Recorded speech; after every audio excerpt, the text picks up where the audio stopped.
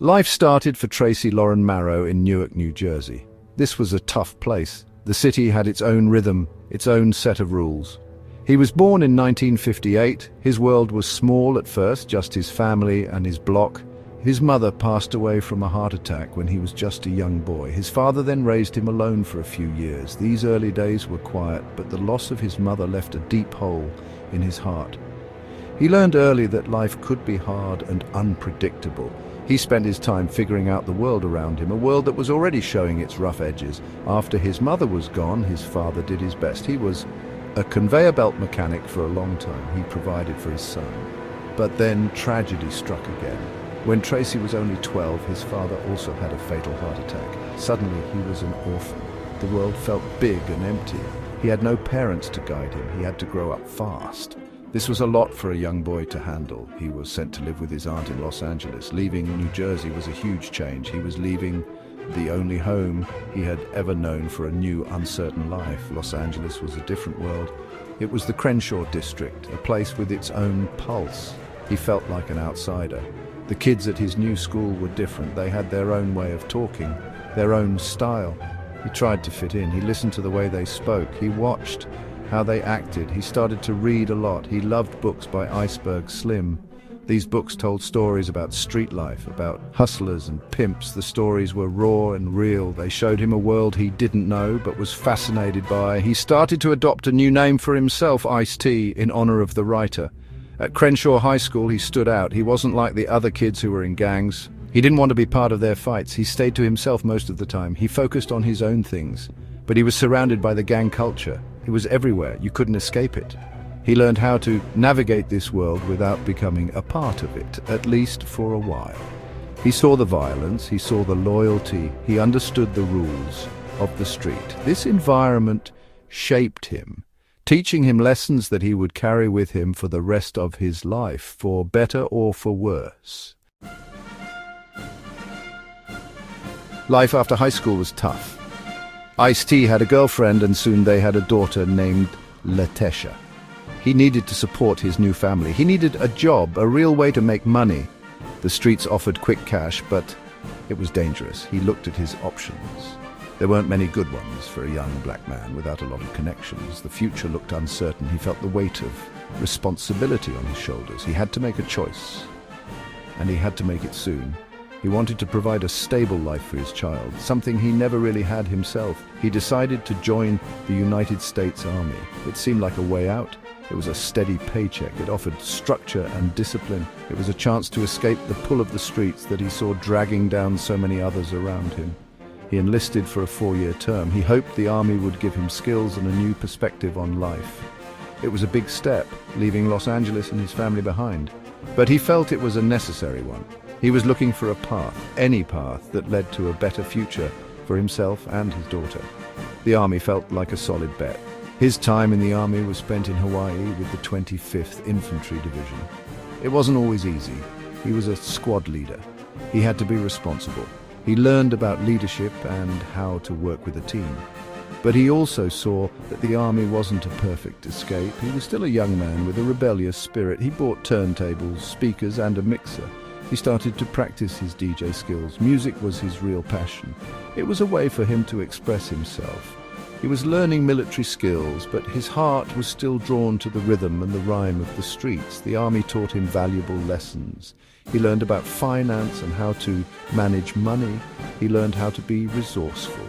These were skills that would help him later in life, even in the illegal activities he would pursue. The army gave him a taste of structure, but it also made him realize he didn't like being told what to do. He wanted to be his own boss. After serving his time, he received an honorable discharge. He left the army with more knowledge and a clearer sense of what he didn't want. He was ready to return to civilian life, but the path ahead was still unclear. Returning to Los Angeles, Ice-T found that not much had changed. The streets were still calling. He needed to make money, and fast. The normal 9-to-5 jobs didn't pay enough. He saw his friends making a lot of money through illegal means. The temptation was strong. He remembered the stories he read in Iceberg Slim's books. He had the skills he learned in the army about planning and organization. He decided to use what he knew. He started to get involved in the street life. It was a world he had tried to avoid before, but now he was walking right into it. He began a life of crime, not to be cool, but to survive. He started pimping. It was a dangerous and exploitative life. He presented himself as a smooth operator, someone in control. He used the name Ice-T, the name he had taken from his favorite author. He was living the life that he had once only read about in books. This world was full of risks. There was always the threat of violence from rivals or law enforcement. It was a constant hustle, a game of survival where the stakes were incredibly high.